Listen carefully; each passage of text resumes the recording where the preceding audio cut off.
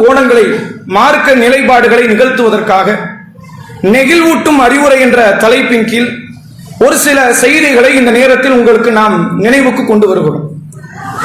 இஸ்லாமிய மார்க்கத்தினுடைய அடிப்படை தாரக மந்திரம் என்னவென்றால், நாம இந்த துன்யாவில் வாழ்வதே இறப்புக்கு பிறகு நிம்மதியாக வாழ்வதற்கு. இதுல யாருக்காவது மாற்றம் இருக்குமா? யாருக்கும் கிடையாது. நான் இந்த துன்யாவில் வாழ்வது நல்லபடியாக மனைவி பிள்ளையோடு வாழ வேண்டும், அல்லது அதிகமான சொத்துக்களை சேர்க்க வேண்டும், ஆரோக்கியமாக வாழ வேண்டும், 1000 ஆண்டுகள் வாழ வேண்டும் என்ற எண்ணத்தில் யாரும் இஸ்லாத்தில் நுழைவதில்லை. அப்படி யாராவது எண்ணத்தில் இருந்தால் இஸ்லாம் அதுக்கு வழி கிடையாது. இஸ்லாம் சிறந்த வழியா இருக்குமா? நீங்க இஸ்லாத்துக்கு வாங்க 1 கோடி ரூபாய் கிடைக்கும் என்று மார்க்கம் சொல்லி இருக்குதா? இஸ்லாத்துக்கு வந்தா 1 கோடி இழந்துருவேன். ஏன்னா நீ ஹஜ்ஜி செய்யணும், உன்னுடைய செல்வங்களை அல்லாஹ்வுடைய பாதையில் நீ தியாகம் செய்யணும், உறவினர்களுக்கு கொடுக்கணும், அண்டை வீட்டாருக்கு கொடுக்கணும், தாய் தந்தைக்கு கொடுக்கணும், எல்லாருக்கும் கொடுக்கணும். இருக்கிற காசு குறையுமே தவிர கூடாது. அப்ப இந்த துன்யாவுக்கு, இந்த துன்யாவில் நீங்க நாம் இஸ்லாத்தை ஏற்றுக்கொள்கிறோம் என்றால் பொருளாதாரத்துக்கு அல்ல, ஆயுள் காலத்திற்கு அல்ல, நிம்மதிக்கு அல்ல. நிம்மதிக்கு இஸ்லாம் என்ன சொல்லி இருக்கணும்? நீங்க இஸ்லாத்தை ஏத்துக்கங்க, யாருடைய தீமையை தடுத்துறாதீங்க, அப்படிதான் நிம்மதியா இருக்க முடியும். உண்மை தானே? அடுத்தவன் தீமையை தடுத்தாம நிம்மதியா இருக்க முடியுமா? அடுத்தவனுக்கு நன்மை எவன நம்ம நிம்மதியா இருக்க முடியுமா? மது அருந்துபவர்களை அருந்தாதீர்கள், விபச்சாரம் செய்பவர்களை செய்யாதீர்கள், வட்டி வாங்குபவர்களை வாங்காதீர்கள் என்று சொன்னால் துன்யாவில் நிம்மதியா வாழ முடியுமா? வாழ முடியாது. நீ உன் ரூட்டை பார்த்து போ, நான் உங்ககிட்ட எதையும் கேட்க மாட்டேன், ஒன்னும் சொல்ல மாட்டேன் என்று இருந்தால் மட்டும்தான் நிம்மதியா இருக்க முடியும். அப்ப இஸ்லாம் சொல்லி தந்த சட்டம் என்ன? நன்மை ஏவுங்கள், தீமையை தடுங்கள். அப்ப நாம இந்த இஸ்லாத்தில் இருப்பது நிம்மதிக்காக கூட கிடையாது. அல்லாஹ் திருக்குர்ஆனில் சொல்கிறான், சூரா சஃப் என்ற 61வது அத்தியாயம். அல்லாஹ் பேசுகிறான், யா அய்யுஹல்லதீன ஆமனூ, ஈமான் கொண்டவர்களே, ஹல் அதுல்லுக்கும் அலா திஜாரத்தின் துன்ஜீக்கும் மின் அதாபின் அலீம். துன்புறுத்தக்கூடிய ஒரு வேதனை இருக்குப்பா, அதில் இருந்து காக்கக்கூடிய வியாபாரத்தை உனக்கு நான் சொல்லி தரட்டுமா அப்படின்னு அல்லாஹ் கேட்கிறான். ஒரு பெரிய வேதனை. அந்த வேதனை நீ நினைச்சு பார்த்த மாதிரி வேதனை கிடையாது. ஜெயிலுக்கு போறது, தூக்கு தண்டனை, இப்படியான வேதனை கிடையாது. ஒவ்வொரு நொடி பொழுதும் உன்னுடைய உயிரே போகிற அளவிற்கு கொடூர தண்டனைகள் நடக்கக்கூடிய ஒரு துன்புறுத்தும் வேதனை இருக்கிறது. அதுல இருந்து உன்னை காப்பாற்றக்கூடிய ஒரு பிசினஸ் நான் உனக்கு சொல்லி தரட்டுமா அப்படின்னு யாரு கேட்கிறா? அல்லாஹ் ரப்புல் ஆலமீன் கேட்கிறான். கேட்டுட்டு சொல்றான், துக்மினூன பில்லாஹ், அல்லாஹ்வை நம்புங்கள், வ ரசூலிஹி, அவன் தூதரை நம்புங்கள், வ துஜாஹிதூன ஃபீ சபீலில்லாஹி பி அம்வாலிக்கும் வ அன்ஃபுசிக்கும், உங்கள் உயிராலும் உங்கள் செல்வத்தாலும் அல்லாஹ்வுடைய பாதையில் நீங்கள் போராடுங்கள், ஸாலிக்கும் கைருல் லக்கும் இன் குன்தும் தஅலமூன், நீங்கள் அறிந்தால் இதுதான் உங்களுக்கு சிறந்தது. ஜும்மாவுடைய வசனத்துல அல்லாஹ் சொல்றான் அந்த அத்தியாயத்தில், யா அய்யுஹல்லதீன ஆமனூ இதா நூதிய லிஸ்ஸலாத்தி மின் யௌமில் ஜும்ஆ ஃபஸ்ஸஉ இலா திக்ரில்லாஹி வ தருல் பைஅ ஸாலிக்கும் கைருல் லக்கும் இன் குன்தும் தஅலமூன். ஈமான் கொண்டவர்களே, ஜும்மாவுக்கு பாங்கு சொல்லப்பட்டால் பள்ளிக்கு வந்துரு, வியாபாரத்தை விட்டுரு, நீ அறிந்தால் இது சிறந்ததுங்கிறாங்க. நபி அவர்களுக்கு ஜும்மா கடமையாக்கப்பட்ட நாளில் இருந்து 1400 ஆண்டுகள் இது ஒர்க்கிங் டே. ஜும்மா டே ஒர்க்கிங் டே தானே, அது ஹாலிடே கிடையாது, வீக்கெண்ட் கிடையாது. அது எல்லாருமே தொழிலுக்கு போகக்கூடிய ஒரு நாள் வெள்ளிக்கிழமை. அப்படி இருந்தும் நீங்கள் பெரும் உத்தியோகத்தில் இருந்தாலும் சரி, அந்த குறிப்பிட்ட அந்த லஞ்ச் பீரியட் இருக்கிற சாப்பிடக்கூடிய வேளையில் அந்த 1/2 மணி நேரம் 3/4 மணி நேரம் அல்லாஹ்வுக்காக ஒதுக்கிறோம். ஒதுக்காத நபர்கள் ரொம்ப சொற்பம். அவனை எதுக்காக ஒதுக்காம இருப்பான்? வேலை பணிலாம் கிடையாது, ஜும்மா தொழ அவனுக்கு விருப்பம் இல்லை. 100ல ஒருத்தன் தொழல, 199 பேர் என்ன பண்ணிடுறாங்க? எங்கேயாவது ஒரு இடத்துல பள்ளிவாசலுக்கு போய் சேர்ந்துடுறாங்க. 1400 ஆண்டுகளாக கெடாத ஒரு வழிபாடு என்றால் அது ஜும்மாவுடைய வழிபாடு. ஏன் அந்த வழிபாட்டுக்கு நம்ம மக்கள் அவ்வளவு ஆர்வம் செலுத்துகிறார்கள் தெரியுமா? அல்லாஹ் சொல்லுகிறான், ஸாலிக்கும் கைருல் லக்கும் இன் குன்தும் தஅலமூன், இது நன்மை உனக்கு தெரியாது, தெரிந்தால் இதுதான் சிறந்தது, நீ ஓடி வருவேங்கிறாங்க. அப்ப அதுக்கு சொன்ன அதே வார்த்தை அல்லாஹ் இதுக்கு சொல்றான். சூரா சஃபில அல்லாஹ் பேசுகிறான், அல்லாஹ்வுடைய பாதையில் போரிடுங்கள், உங்கள் உயிராலும் உங்கள் செல்வத்தாலும் அல்லாஹ்வை நம்புங்கள், அல்லாஹ்வுடைய ரசூலை நம்புங்கள். இது எதற்கு தெரியுமா? துன்புறுத்தக்கூடிய நரக தண்டனையில் இருந்து நீங்கள் உங்களை தற்காத்துக் கொள்வதற்கு என்று அல்லாஹ் ரப்புல் ஆலமீன் மிக கடுமையான வேதனை விட்டு பாதுகாப்பதற்கான ஒரு வியாபாரத்தை சொல்லித் தருகிறான். வியாபாரத்தை செய்யணுமா வேண்டாமா? இதை செய்தாலே அன்றி இதை செய்யாமல் நீங்கள் விட்டு விட்டீர்கள் என்றால் நாளை மறுமையில் நமது சரீரம் உடம்பு, நம்முடைய உடம்பை நரக நெருப்பில் இருந்து காக்கக்கூடிய ஒரு சக்தி கிடையாது. நம்ம எல்லாம் நினைச்சுக்கலாம், அல்லாஹ்வுடைய ரசூல் அவர்களுடைய பரிந்துரை இருக்கு, ஷஃபாத் இருக்கு. நபிகளாரை விட்டால் நபி தோழர்களோ ஏனைய மக்களோ வருவார்கள். ஒன்றை புரிந்து கொள்ளுங்கள், நபி அவர்களை பார்த்து அல்லாஹ் சொல்கிறான், நபியே நீங்கள் நினைத்தால் குர்ஆன் வசனம் நினைக்கிறாங்க, நீங்கள் சொல்லுங்கள், மறுமையில் எனக்கு என்ன நடக்கும் என்றே எனக்கு தெரியாதுன்னு சொல்லுங்க. ஏதோ நீங்க வந்து டாப்ல இருக்கிறீங்கன்னு நினைக்கிறாங்க. உண்மைதான், ரசூலுல்லாஹ் நம்மளை விட இறைச்சத்துல டாப்ல இருக்கிறாங்க, அமல்கள்ல டாப்ல இருக்கிறாங்க, தியாகத்துல டாப்ல இருக்கிறாங்க, நற்குணத்துல டாப்ல இருக்கிறாங்க. ஆனால் மறுமை வெற்றி யாருக்கு எப்படி கிடைக்கும் என்பது நபியே உங்களுக்கு கூட தெரியாது. உங்கள் கதி என்னவாகும் என்பதை நீங்களே மறுமையில வந்துதான் பார்க்க போறீங்க. அதனால் ஒவ்வொருவருடைய மறுமையை காப்பாற்ற வேண்டிய பொறுப்பு யாரை சார்ந்தது? அவர்களை சார்ந்தது. நபி அவர்கள் சொன்னார்கள், ரொம்ப தெளிவான ஒரு வார்த்தை. நபிகளார் சொல்கிறார்கள், ஒரு மனிதன் மரணித்து விட்டான் என்று சொன்னால் அவனை 3 காரியங்கள் பின்னாடியே போகும். ஜனாசா தூக்கிட்டு போறோம்ல, அப்படி போகும்போது 3 காரியங்கள் வரும். நாங்க ரசூலுல்லாஹ் மாலுஹு வஅஹ்லுஹு வஅமலுஹு, ஒன்று அவன் செல்வம், இன்னொன்று அவனுடைய குடும்பம், இன்னொன்று அவனுடைய செய்த செயல்கள். இந்த செல்வம்னா வெறுமனே பணம் காசு மட்டும் கிடையாது. நீங்க கவுன்சிலரா இருக்கலாம், அதுவும் சேர்ந்து வரும். இறந்தது யாருப்பா? அந்த தெரு கவுன்சிலர் இறந்துட்டாரு, அந்த பதவியும் சேர்ந்து வரும். உங்களுடைய பட்ட படிப்புகள், இன்ஜினியர், டாக்டர், இவர் இந்த துறையில இருந்தார் என்ற பேர் புகழ் எல்லாம் எங்க வரும்? கபர்ஸ்தான் வரைக்கும் வரும். பக்க மக்கள் தான் பேசிட்டு இருப்பாங்க, இறந்த அந்த லேடி தெரியுமா உங்களுக்கு? நல்ல அருமையான டாக்டருங்க, எவ்வளவு அழகா மருத்துவம் பார்ப்பாங்க தெரியுமா? எத்தனை பேர் உயிரை காப்பாத்திருக்காங்க தெரியுமா? உங்கள் சேர்த்து வைத்த புகழ் எல்லாம் கபர்ஸ்தான் வரைக்கும் வரும். பேர் வரும், பட்டங்கள் வரும், பதவிகள் வரும், உங்களுடைய செல்வங்கள் வரும்.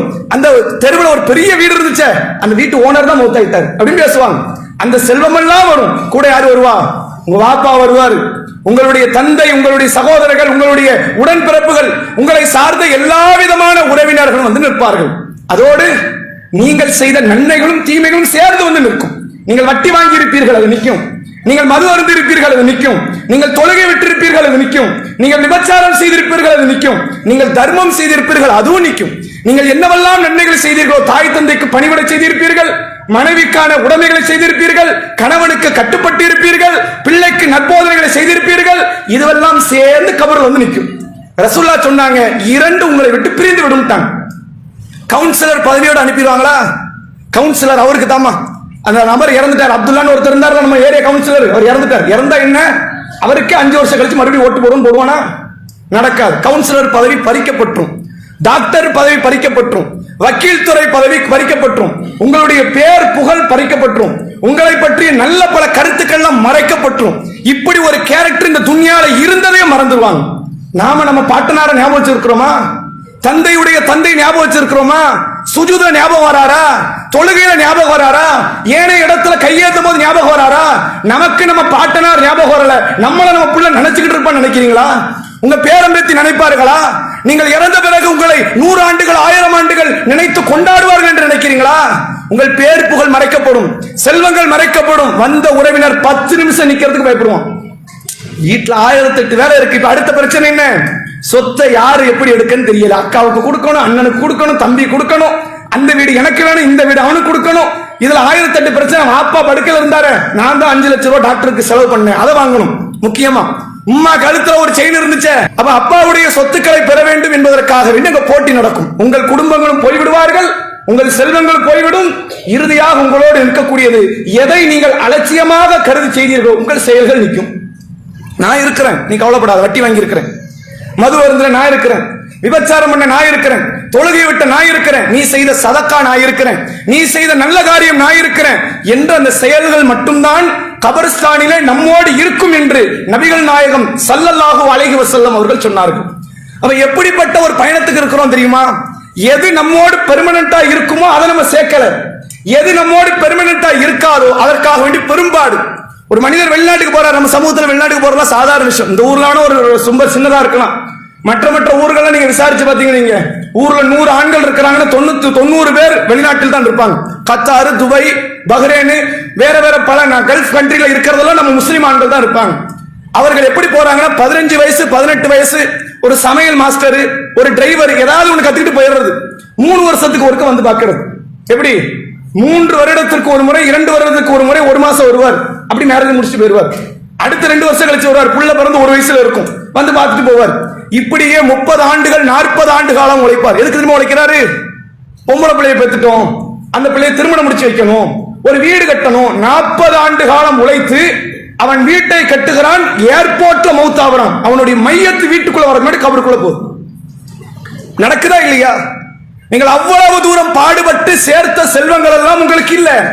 உங்கள் பெயர் மாற்றப்படுகிறது, உடை மாற்றப்படுகிறது, சூழ்நிலை மாற்றப்படுகிறது, எல்லாவற்றையும் இழந்து நீங்கள் நெற்கதியானவர்களாக கபருக்குள் அடக்கம் செய்யப்படுகிறீர்கள்.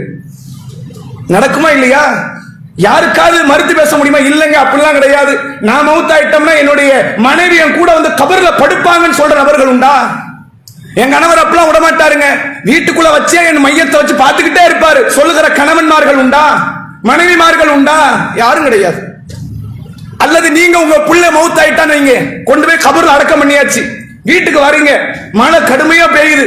முந்தைய நாள்ல மற்ற நாட்கள்ல ஒரு சிறிய மழை வந்தால் கூட தாங்க முடியாத என்னுடைய பிள்ளை இப்ப மழையில கிடக்கிறான், போய் மையத்தை எடுத்துட்டு வருவோம்னு போறீங்களா?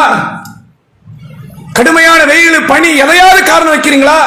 வீட்டுல நல்ல சாப்பாடு சமைப்பீர்கள், என் பிள்ளை கொண்டு போய் கொடுக்கணும்னு கபர்ஸ்தானுக்கு போற நபர்கள் உண்டா? எல்லாவற்றையும் மறந்து விடுவார்கள்.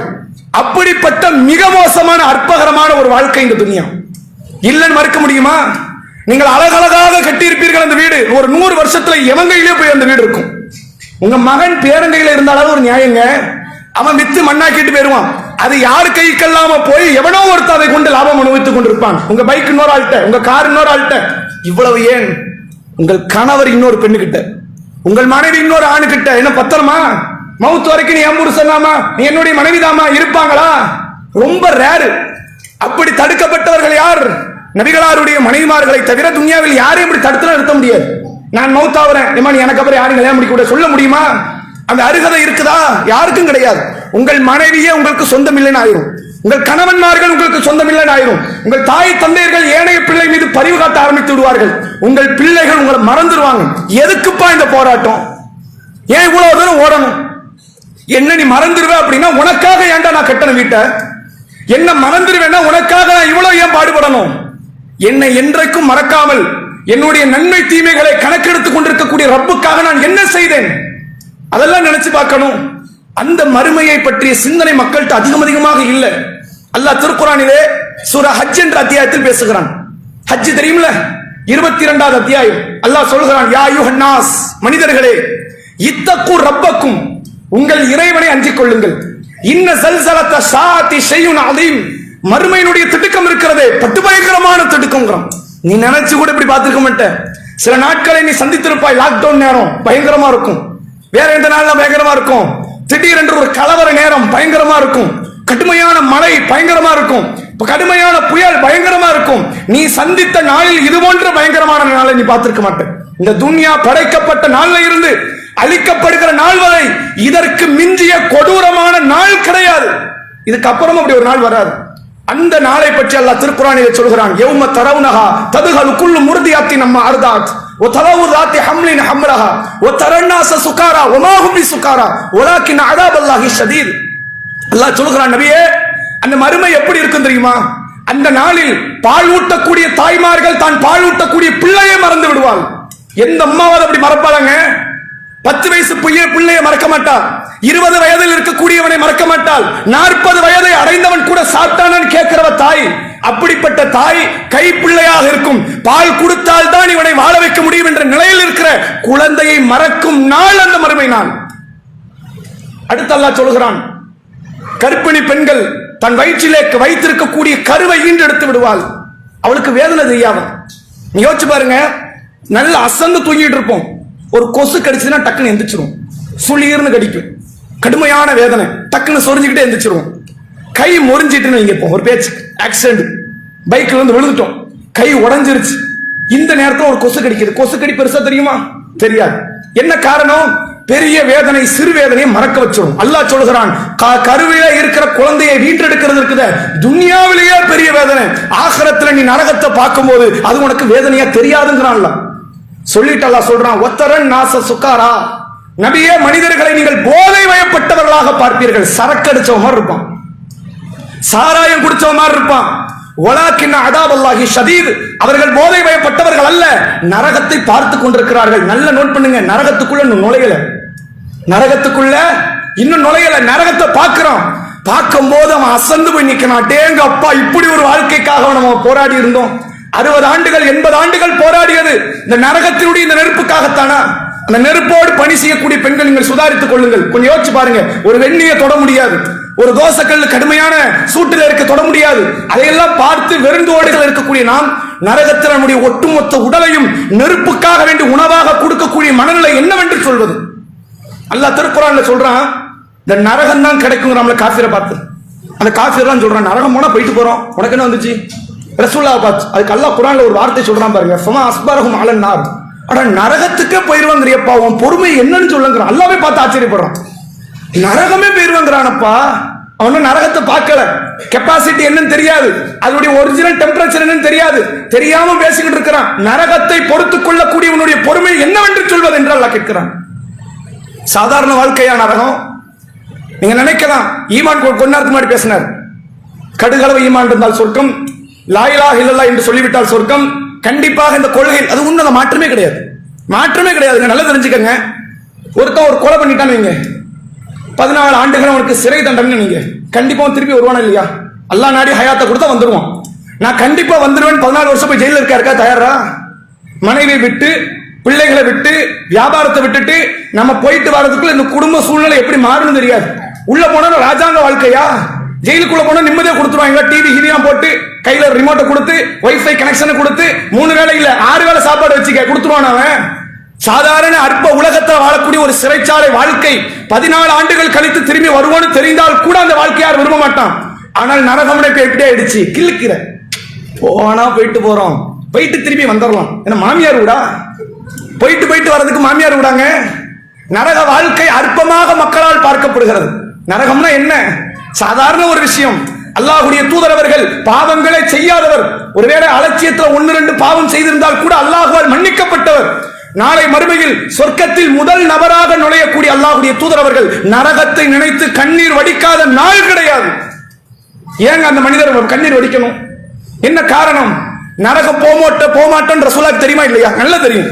நரகத்தில் அல்லாஹ் நம்ம அனுப்ப போறது இல்லை. ஆனால் அந்த நரகம் உண்மையில் நினைத்து கண்ணீர் வடிக்கப்பட வேண்டிய காரியம் தான் அது. அல்லாஹ் ரப்புல் ஆலமீன் திருமறை குர்ஆனிலே மறுமையை பற்றி அல்லாஹ் சொல்கிறான், வத்தகு யௌமன், மக்களே ஒரு நாளை நீங்கள் பயந்து கொள்ளுங்கள். எந்த நாள்? நீ கலெக்டரை சந்திக்கிற நாள் கிடையாது, அது கவுன்சிலரை சந்திக்கிற நாள் கிடையாது, எம்எல்ஏவோ எம்பியோ சிஎம்ஓ பிஎம்ஏ சந்திக்கிற நாள் கிடையாது, உலகத்தில் மிக கொடியவனாக பார்க்கப்படுவோனை சந்திக்கிற நாள் கிடையாது, உன் மரண நாள் கூட அது கிடையாது. எந்த நாள் தெரியுமா? துர்ஜஊன ஃபீஹி இலல்லாஹ், எந்த நாளில் உன்னை படைத்த இறைவனிடத்தில் நீ ஒன்று திரட்டப்படுவாயோ அந்த நாளை பயந்து கொள். அல்லவா ரஹ்மான பார்த்திருக்கோம்ல, உலகத்துல 800 கோடி பேருங்க, 800 கோடி பேர்ல ஒரு 1 கோடி பேர் கண்ணு கிடையாது. அந்த 1 கோடி பேர்ல நாம கிடையாது. உண்மைதானே? 800 கோடி பேர்ல ஒரு 2 கோடி பேருக்கு புள்ள கிடையாது. அந்த 2 கோடியில நாம கிடையாது. 800 கோடியில ஒரு 2 கோடி பேருக்கு ஊனம் கால் கிடையாது. அந்த 2 கோடியில யாரு கிடையாது? நாம கிடையாது. அல்லாஹ் ரஹ்மானா இல்லையா? ரஹ்மான். ஆனா அல்லாஹ்வுக்கு இன்னொரு ஃபேஸ் இருக்கு. நம்ம எல்லாமே அல்லாஹ்வை மிக பெரும் அருளாளனாக பார்க்கிறோம், அதுல மாற்றமே கிடையாது. அல்லாஹ் மாபெரும் ரஹ்மான், மிகப்பெரிய ரஹீம். அவனுடைய கருணை, அன்பு, அவனுடைய அருளுக்கு நிகர அவன் மட்டும்தான், வேற யாரும் கிடையாது. ஆனால் அல்லாஹ்வுடைய அருளை மட்டுமே கவனம் செலுத்திய இந்த முஸ்லிம் சமூகம் அல்லாஹ்வுடைய வேதனை, அல்லாஹ்வுடைய கோபத்தை பற்றி கவனிக்க தவறிவிட்டது. நபிகள் நாயகம் ஸல்லல்லாஹு அலைஹி வஸல்லம் அவர்கள் சொன்னார்கள், வல்லவ் யஅலமு பிகுல்லி லதி இன்தல்லாஹில் அதாப் லம் யம்மம் மினன் நார். மக்களே, இந்த ஈமான் கொண்டவர் இருக்கிறானே, இவர்கள் அல்லாஹ்வுடைய வேதனையை பற்றி நன்கு தெரிந்து கொண்டால் அவன் மனநிலை என்ன இருந்து தெரியுமா? எனக்கு சொர்க்கமே வேண்டான்ட்டு வந்துருவான், நரகத்தை விட்டு தப்பிச்சா போகுன்றான். நம்ம எல்லாரும் என்ன நினைச்சுக்கிட்டு இருக்கிறோம்? வழிபாட்டில் சரி கிடையாது, அமல்கள்ல சரி கிடையாது. இந்த ஊரோட நிலைமை என்ன? உனக்கு பதிலா நான் தொழுகிறேன், எனக்கு பதிலா நீ தொழு. அந்த மென்டாலிட்டி அப்படி ஒரு பாடம் புகட்டப்பட்டிருக்குது. வழிபாடுகள் இல்லை, பாவங்கள் அதிகம், நற்குணம் இல்லை. அந்த நிலைமை என்ன தெரியுமா? ஜன்னத்து ஃபிர்தௌஸ்ல நமக்கு ஒரு சீட்டு கிடைச்சிருச்சு. இப்படி ஒரு மிதப்பு, இது ஒரு வகையான இருமாப்பு. நமக்கு தான் சீட்டு, நம்ம தான் போக போறோம். இந்த மனநிலையை அல்லாஹ்வுடைய தூதர் அவர்கள் உடைக்கிறாங்க. அப்படி கிடையாது. நீ நினைச்சுக்கிட்டு இருக்கிற மறுமை நாளுக்கு முன்னால் உங்களுடைய ரிசல்ட் மாற்றப்படும். நம்ம நினைக்கிற மாதிரியாக அல்லாஹ்விடத்தில் ரிசல்ட் எழுதப்படாது. கண்டிப்பா சொர்க்கம் தான், நான் சொர்க்கம் போகத்தான் போறேன், நான் சொர்க்கம் போகத்தான் போகிறேன் என்று இருந்தால் ஷஹீதாக்கப்படுவார்கள் என்று அல்லாஹ்வுடைய தூதரால் முன்னறிவிப்பு செய்யப்பட்ட உமர் ரலியல்லாஹு அவர்கள் மரண தருவாயில் ஏன் பயப்படணும்? ரசூலுல்லாஹ்வுடைய வார்த்தையில அவங்க நம்பிக்கை இல்லையா? உளப்பூர்வமா நம்பினாங்க, தான் ஷஹீத் என்று நம்பினார்கள். ஷஹீதுகளுக்கு எந்த பாவம் கிடையாது, எல்லா நன்மையும் வழங்கப்படுகிறது. சொர்க்கத்தில் தனக்குரிய இருப்பிடத்தை நபி அவர்கள் பார்த்து உறுதி செய்தார்கள். உமரே, சொர்க்கத்தில் உங்கள் மாளிகை பார்த்தேன்னாங்க. அப்படிப்பட்ட உமர் மரண நேரத்தில் கூட தன்னுடைய மறுமை வாழ்க்கையை நினைத்து பயந்தார்கள் என்றால் உண்மையில் பயப்பட தகுதி வாய்ந்த நாள் அந்த மறுமை நாள். ஏன் இந்த சிந்தனை இல்ல? அதுல குறிப்பா பெண் சமூகத்தை பற்றி நல்லா தெரிஞ்சுக்கங்க. நபி அவர்கள் ஒரு நாள் பெருநாள் தொழுகையில் நிக்கிறாங்க மக்கள் முன்னாடி. பெண்களை பார்த்து சொல்றாங்க, பெண்களே, இத்தலஅத்து ஃபில் ஜன்னா, நான் சொர்க்கத்தை எட்டி பார்த்தேன். ஃபராயித்து அக்ஸர அஹ்லில் ஃபுகரா, அதில் அதிகமான ஏழைகள் இருந்தார்கள். நீங்கள் எந்த வாழ்க்கையை புறக்கணிக்கிறீங்களோ அந்த வாழ்க்கையை வாழ்ந்தவன் தான் சொர்க்கத்தில் நிறைய. மைக்ரோவன் இல்லாத வீடு வேண்டாம், ரெண்டு ரூம் இருக்கணும், அதுக்கு அட்டாச்சு பாத்ரூம் இருக்கணும். 1 லட்சம் சம்பாதிக்காதவங்க எனக்கு திருமணம் பண்ண விருப்பம் இல்லை, இப்படித்தான் என் மாப்பிள்ளை இருக்கணும், இப்படித்தான் வாழ வேண்டும், இப்படித்தான் இருக்க வேண்டும் என்று பொருளாதாரத்துக்கு நீங்க ஒரு படித்தரம் வைத்திருக்கிறீர்களே, அல்லாஹ்வுடைய தூதர் அவர்கள் சொன்னார்கள், வாழ வழி இல்லாமல், சாப்பிட வழி இல்லாமல், உடுத்த வழி இல்லாமல் வாழ்ந்து மரணிக்கக்கூடியவன் தான் நாளை மறுமையில் சொர்க்கத்தை அலங்கரிக்க இருக்கிறான், அவன் தான் சொர்க்கத்துக்கு போவான். சொல்லிட்டு ரசூலுல்லாஹ் சொன்னாங்க, வத்தல் அத்து ஃபின்னார், நரகத்தை நான் எட்டி பார்த்தேன். ஃபராயித்து அக்ஸர அஹ்லில் நிசா, அங்கு அதிகம் பெண்களை பார்த்தேன். நான் நீங்க எல்லா இடத்துலயும் பார்க்கலாம், பயான்ல பெண்களுக்கு தனி இட வசதி உண்டு போடுவாங்களா? நரகத்துல ஆண்களுக்கு தான் தனி இட வசதி, பெரும்பான்மையான இடம் இருக்கு பெண்களுக்கு. பயம் வரணுமா இல்லையா? யாரை பார்த்து ரசூலுல்லாஹ் இந்த செய்தியை சொன்னாங்க? உங்களை பார்த்தா, அல்லது நமக்கு முந்தைய தலைமுறையை பார்த்தா, அல்லது வரக்கூடிய தலைமுறையை பார்த்தா? நபிகளார் முன்னால் இஸ்லாத்தை ஏற்றுக்கொண்டு அல்லாஹ்வுக்காக உயிர் தியாகம் செய்ய தயார் என்ற சஹாபிய பெண்மணிகளை பார்த்து சொன்னார்கள், உங்களை நரகத்துல பார்த்தேன் நாங்க. உடனே அந்த பெண்கள்ல ஒரு பெண்மணி எந்திரிச்சு கேட்கிறாங்க, பிமை அரசல்லா, அல்லாஹ்வுடைய தூதரை நாங்க மட்டும் நரகத்துக்கு அதிகம் தெரிஞ்சுக்கணும்ல, கிளாரிபிகேஷன் இருந்தா தான் சரியா இருக்கு. சும்மா நீங்க நரகன்ட்டீங்கன்னா நம்ம ஏத்துக்கிட்டு போனா நாங்க என்ன பாவத்துக்கு போனோம் தெரிய வேண்டாமா? தெரிஞ்சாதானே எங்களை மாத்த முடியும். நாங்கள் ஏன் நரகத்தில் அதிகம்? நாங்க ரசூலுல்லாஹ் சொன்னாங்க, நீங்கள் கணவன்மார்களுக்கு மாறு செய்கிறீர்கள், நன்றி கெட்ட ஜென்மம் நீங்கள். நாங்க ரசூலுல்லாஹ், நன்றி கெட்ட ஜென்மம். ஏன் நன்றி கெட்ட ஜென்மம்? 18 வயது 20 வயது வரை திருமணம் முடிக்காம இருந்தீங்கல்ல வீட்டுல, வாப்பாவுடைய அப்பாவுடைய பொருளாதாரத்தில் வாழ்ந்து தன் சகோதரனுடைய பொருளாதாரத்தில் வாழ்ந்து கொண்டிருந்த நீங்கள், ஒரு 20 வயசுக்கு அப்புறம் உங்களுக்கு ஒரு மாப்பிள்ளை வருவார், ஆள் பார்க்க கொஞ்சம் கலந்த ஒரு மாதிரி இருப்பார். என்ன காரணம்? அப்படிப்பட்ட ஆட்களை தேர்வு செய்வாங்க, திருமணத்தை முடிச்சிருவாங்க, கையெழுத்தை போட்டு மகர பேசி கல்யாணம் முடிஞ்சிருச்சு. 18 வயது 20 வயது வரை அப்பாவோடு தந்தையோடு இருக்கும் பொழுது நீங்கள் எதிர்பார்க்காத செல்வத்தையும் யார்கிட்ட கேட்பீங்க? கணவன்கிட்ட கேட்பீங்க. அதற்காக நெருக்கடி தருவீங்க. அவர் என்ன பண்ணுவாரு? திருமணத்துக்கு முன்னாடி ஆண்களுடைய வாழ்க்கை எப்படி இருக்கும் தெரியுமா? ராஜாவா இருந்திருக்கும். என்ன காரணம்? ஒரு கடையில போய் வேலை பார்க்கறது, ஒரு பிசினஸ் வைக்கிறது, செட் ஆகலாம் தூக்கி போட்டு வந்துடுறது. நீ சொல்லி நான் என்ன இருக்கேன், நான் இப்படிதான் நடப்பேன்னு வந்துடும். அந்த கெத்து இருக்குல்ல, அது ஆண்கள்கிட்ட இயல்பாவே உண்டு. திருமணத்துக்கு அப்புறம் அந்த கெத்தை காட்ட முடியாது. ஏன்? வீட்டுக்கு பணத்தோடு அரிசியோடு பருப்போடு போகலன்னா சண்டை, பிரச்சனை வெடிக்கும்.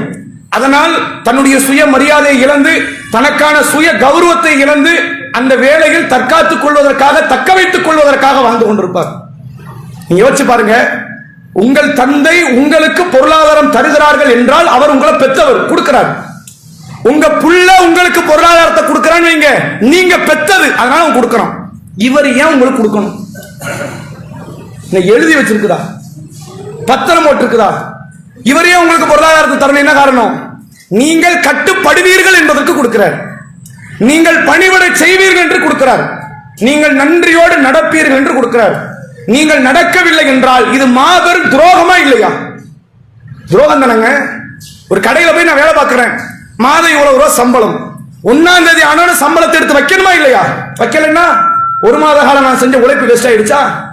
அந்த சம்பளம் தராம ஏமாற்றினால் துரோகமா இல்லையா? நபி அவர்கள் சொன்னார்கள், நாளை மறுமை நாளில் உழைப்பவனுடைய ஊதியத்தை சரியாக தராத முதலாளிகளுக்கு எதிராக அல்லாஹ் வழக்காடுவான் என்றார்கள். ஏன்? துரோகம் அது. அல்லாஹ் கிட்ட பெண் ஆண் என்ற வேறுபாடே கிடையாது மறுமை சார்ந்த விஷயத்துல. துன்யால தண்டனையே பாருங்களேன், ஆண்கள் திருடுனா கையை வெட்டணும், பெண்கள் திருடுனா நகத்தையே வெட்டணும். எதை வெட்டணும்? கையை தான் வெட்டணும். ஆண்கள் விபச்சாரம் செய்தால் கசையடி, பெண்கள் விபச்சாரம் செஞ்சா கட்டையடியா? கசையடி தான்.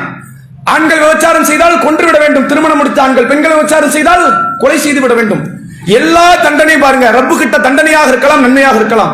அது அனைத்துமே ஆண் பெண் என்ற வேறுபாடு பார்க்கவே மாட்டோம்.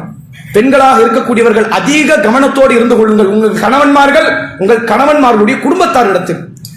ஏன் நபி அவர்கள்ட்ட ஒரு பெண்மணி வந்து சொல்றாங்க, அல்லாஹ்வுடைய தூதரே, என் கணவர்கிட்ட இது பிரச்சனை, இது பிரச்சனை, 1008 பிரச்சனை போட்டு சொல்லுது. ரசூலுல்லாஹ் சொன்னாங்க, இன்னமா ஹுவ ஜன்னத்துக்கி அவ் நாருக்கி, அவன் தான் உனக்கு சொர்க்கம் அல்லது நரகம். நீ எப்படி இருக்கணுமோ இருந்துக்க, நீ எப்படி நடந்துக்கிறியோ அதுக்கேற்ற மாதிரி அவன் சொர்க்கமா இருந்துக்கலாம், நீ எப்படி நடந்துக்கிறியோ அதுக்கேற்ற மாதிரி அவன் நரகமாகவும் அவன் மாறிவிடலாம். என்ன காரணம்? இது அல்லாஹ் கிட்ட உனக்கு ரிசல்ட்டை சொல்லி தரக்கூடிய இடத்துல இருக்கிறான். அதே நேரம் ரசூல்லா ஆண்களுக்கான அறிவுரை நிறைய சொன்னாங்க. நபி அவர்கள் சொல்கிறார்கள் பாருங்க, இன்னைக்கு இருக்கிற ஆண்கள்ட்ட இருக்கிற மிகப்பெரிய பிரச்சனை தெரியுமா? மனைவிமார்களுக்கு நேரம் ஒதுக்க மாட்டாங்க, பிள்ளைகளுக்கு நேரம் ஒதுக்க மாட்டாங்க, இந்த போனுக்கு நேரம் ஒதுக்கிறது. ஒரு நாள் 24 மணி நேரம் இருக்குது அப்படின்னா 23 மணி நேரம் போனுக்கு, அப்புறம் அரை மணி நேரம் சார்ஜுக்கு. அதெல்லாம் கரெக்டா இருக்கும். சார்ஜ் போடலன்னா என்ன செய்ய முடியும்? அதுக்கு ஸ்பீட் சார்ஜர் வாங்கி வச்சுக்கிட்டு டர்போ சார்ஜ் ரேபிட்லி அப்படி போட்டு அப்படி போனையே கட்டிக்கலாமே அங்கிருந்து பதிலாம் வரும். அசரவே கூடாது, அப்படியே தான் இருக்கிறது, கல்லு மாதிரி இருக்கிறது. மனைவியோடு நேரம் ஒதுக்குவது கிடையாது, மனைவியிடத்தில் சிரித்து பேசுவது கிடையாது. பெருமானார் ஸல்லல்லாஹு அலைஹி வஸல்லம் அவர்கள் எவ்வளவு பெரிய நபர் தெரியுமா? ஒரு நாட்டை கட்டி காப்பாற்றிய ஆட்சியாளர். இன்னைக்கு ஒருத்தன் ஆண்டு கொண்டிருக்கிறான். ரசூல்லா ஆட்சி செய்த இடத்தை விட சுருங்கிய பரப்பளவு. ஆனால் அந்த ஆட்சியினுடைய முறை என்ன? தானும் தன்னை சார்ந்தவர்கள் மட்டும் நல்லா இருக்குன்னு ஒரு ஆட்சி நடக்கல, தானும் தன்னை சார்ந்தவர்களை தவிர அனைவரும் நல்லா இருக்குன்னு நினைச்சவர் அல்லாஹ்வுடைய தூதர் அவர்கள். ஒரு பெரும் ஆட்சியை நடத்தியவர், மாபெரும் நீதிபதியாக இருந்தவர், பள்ளிவாசல் ஐவேளை தொழுகை தொலை வைத்த இமாமாக இருந்தவர், போர் படை தளபதிகளை வழிநடத்திய தளபதியாக இருந்தவர். இந்த நேரத்தில் கூட மனைவியோடு பேசுவதற்கு நேரம் ஒதுக்காமல் இருந்தது கிடையாது ரசூலுல்லாஹ். இஷாவுக்கு பிறகு ரசூலுல்லாஹ் மனைவியோடு பேசுவாங்க, தஹஜ்ஜத்துக்கு பிறகு பேசுவாங்க, ஃபஜருக்கு முன்பாக பேசுவார்கள் என்று ஹதீஸ்கள் இருக்கிறது. மனைவியோடு பேசுவது, மனைவிக்கான பணிவிடைகளை செய்வது, மனைவியை கருசரணையோடு கருணையோடு பார்ப்பது, அவர்களுக்கான பணிவிடைகளை அதிகமாக செய்வது இருக்கிறது, வணக்க வழிபாடுகளில் உள்ளது நாங்கள் ரசூலுல்லாஹ். அதனால தான் பெருமானார் ஸல்லல்லாஹு அலைஹி வஸல்லம் அவர்கள் சொன்னார்கள், மக்களே எந்த நன்மையும் நீங்க அற்பம் என்று நினைத்து விடாதீர்கள். உங்கள் மனைவியினுடைய வாயில் ஒரு கவள உணவை ஊட்டி விடுவதை கூட, சாப்பாடு ஊட்டி விடுறீங்களா, அது கூட நன்மை தான். பெருமானார் ஸல்லல்லாஹு அலைஹி வஸல்லம் அவர்கள் சொன்னார்கள், கைருக்கும் லி அஹ்லி, யார் தன் குடும்ப பெண்களிடத்தில் நல்ல முறையில் நடக்கிறாரோ அவர்தான் உங்களுக்கு சிறந்தவர். பெண்கள் நரகத்தில் அதிகம். ஏன்? கணவனுக்கு கட்டுப்படல. ஆண்களும் அல்லாஹ்விடத்தில் மிக கடுமையான விசாரணைக்கு ஆட்படுத்தப்படுவார்கள். பெண்கள் என்பவர்கள் அல்லாஹ்வால் வழங்கப்பட்ட அமானிதமான ஒரு பொருள். அல்லாஹ்வுடைய பாலிசி என்ன தெரியுமாங்க? எதை அமானிதமா அல்லாஹ் கொடுக்கறானோ அதை அப்படியே திருப்பி கொடுத்துறணும். கொடுக்கலன்னா அல்லாஹ்க்கு கடுமையான கோபம் வந்துடும். இப்ப அல்லாஹ் எனக்கு உடம்பு கொடுத்திருக்கான், உங்க எல்லாருக்கும் அல்லாஹ் உடம்பு கொடுத்திருக்கான். இந்த உடம்பை எப்படி பயன்படுத்தணும்? ஆரோக்கியமான முறையில் பயன்படுத்திக்கிட்டே போகணும். ஆரோக்கியமான முறையில் பயன்படுத்தி இந்த முதுமையில கண்ணு போகும், காது போகும், அது பிரச்சனை கிடையாது. நீ சிகரெட் பிடிச்சி உன்னுடைய உடலை நீ கெடுத்தால், உன்னுடைய சாராயத்தால் உன் உடலை கெடுத்தால், ஆரோக்கியமற்ற வாழ்க்கையால் உன் உடலை கெடுத்தால், மறுமையில் நீ கடுமையான குற்றவாளியாக அல்லாஹ் கிட்ட நிற்பேன். என்ன குற்றம்? நான் கொடுத்த உடம்பை நீ ஏன் கெடுத்தன்னு அல்லாஹ் கேட்பேன். நான் தானே கொடுத்த கண்ணுங்க, நான் தானே கொடுத்த காதுங்க, உன் உடல் உறுப்பை நீ சேதப்படுத்திட்டு வருவேன், நான் கொடுத்த அமானிதத்தை நீ நாசமாக்க சும்மா விடணுமா?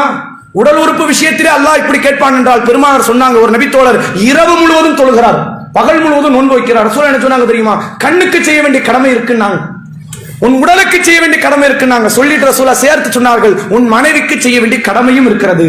தொழுகை எப்படி கடமையோ, நோன்பு எப்படி கடமையோ, ஹஜ் எப்படி கடமையோ, மனைவியோடு சிரித்து பேசுவது, அன்பாக இருப்பது கடமை. நாங்கள் அது ஒரு ஃபர்ல். அந்த ஃபர்லை தவறவிட்ட ஆண்கள் அல்லாஹ்விடத்தில் கடும் குற்றவாளி என்றார்கள். மறுமை சிந்தனை இருந்திருந்தால், அல்லாஹ்வை பற்றிய போதிய பயம் இருந்திருந்தால், மனைவிமார்களுக்கு உண்டான அந்த காரியத்தை, கடமையை, உரிமையை செய்திருப்பார்களா இல்லையா? இதை விட்டுட்டு இங்க ஃபஜர் தொழுகைக்கு சஃப்ல நிக்கிறாங்க. மார்க்கத்தில் தடுக்க சரியான காரியம் தான். நீங்கள் எப்படி செஞ்சுட்டு வந்திருக்கணும் தெரியுமா? நபி அவர்கள் தன் மனைவியோடு நேரம் ஒதுக்கிவிட்டு ஃபஜருடைய தொழுகையில் நின்றார்கள். இங்கு அதிகமான நோன்புகள், அதிகமான தொழுகைகள், வணக்க வழிபாட்டில் ஆர்வம், அந்த ஆர்வத்தோடு சேர்த்து மனித உரிமை விஷயத்தில் நீங்கள் தலையிட்டிருக்க வேண்டுமா இல்லையா? இதெல்லாம் மனித உரிமையில வருமானு நினைக்கிறாங்க. இந்த ப்ளூ கிராஸ் தெரியுமா? இந்த கோழி அடிச்சு கொண்டுட்டா, நாய் அடிச்சு கொண்டுட்டா, காக்காவை அடிச்சு கொண்டுட்டா ஒரு குரூப் வரும். மனைவிமார்களுக்கு ஒரு குரூப் கிடையாது உலகத்துல. உண்மை தானே? கொடுமை நடத்தப்படும்.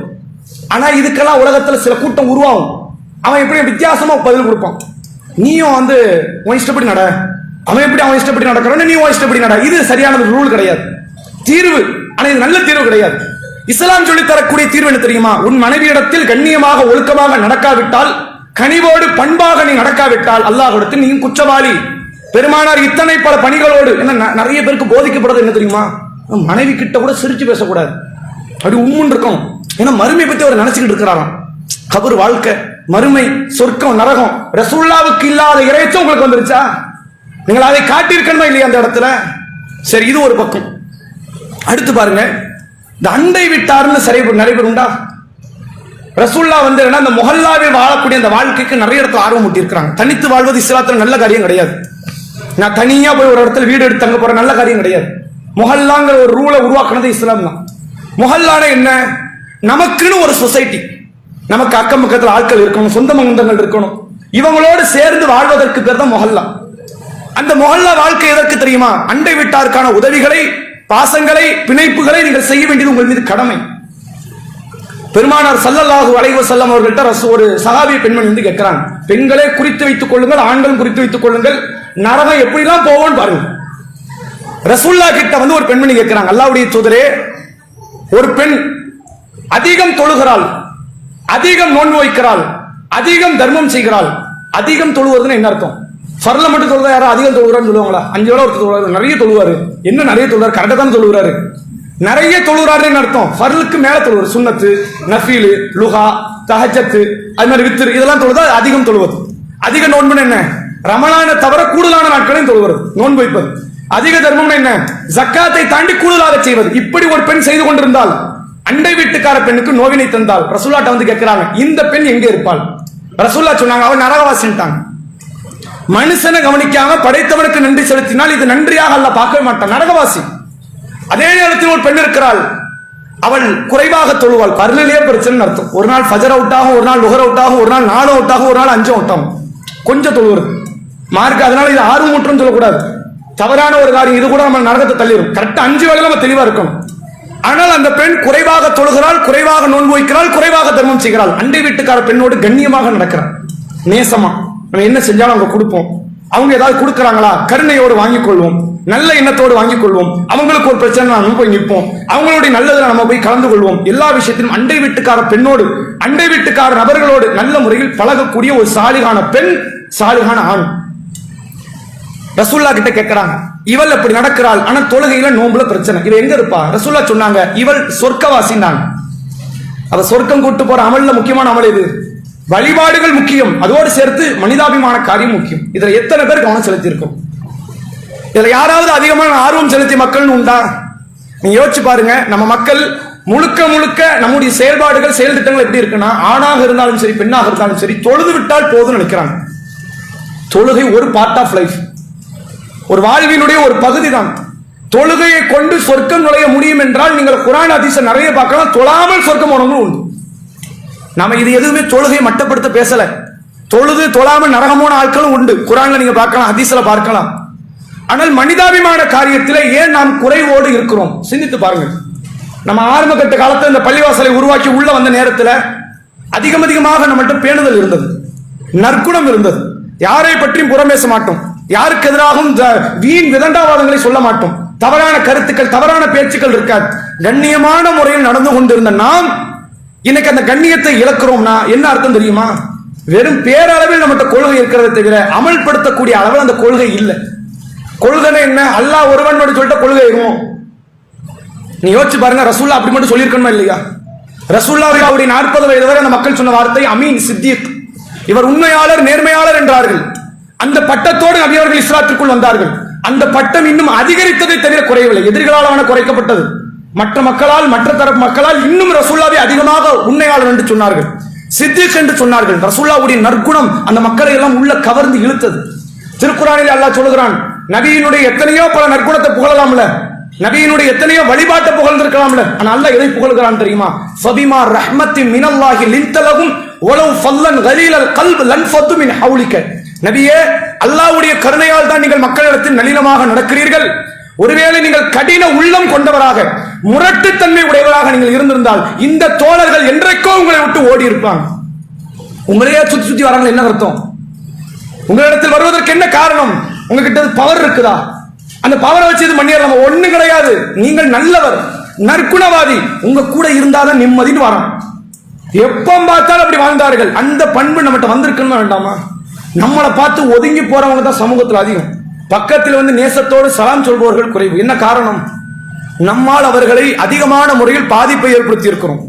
நாவுகளால், செயல்களால், சில குறைபாடுகளால், சில தவறான வார்த்தைகளால் பலரை நோவினைப்படுத்திய நபர்கள். புரிந்து கொள்ளுங்கள், நீங்கள் சேர்க்கிற நன்மை எல்லாம் நான் இன்னொருவருடைய கைக்கு கொடுக்கக்கூடிய நபர்களாக நீங்கள் மாறிக்கொண்டிருக்கிறீர்கள். மறுமைனா என்ன? மறுமையினுடைய வாழ்க்கையினுடைய அஸ்திவாரம் என்ன? அதை நீங்கள் அடிப்படையாக புரிந்து கொள்ள வேண்டும். அல்லாஹ்வுடைய தூதர் அவர்கள் திருமறை குரானில் எத்தனையோ பல வசனங்களை அந்த மரணம் சார்ந்த செய்திகளை எல்லாம் நமக்கு நினைவுபடுத்துறாங்க. அதுல சூர அண்ணாமல வரக்கூடிய ஒரு வசனத்தை பாருங்க. அல்லாஹ் சொல்லுகிறான்,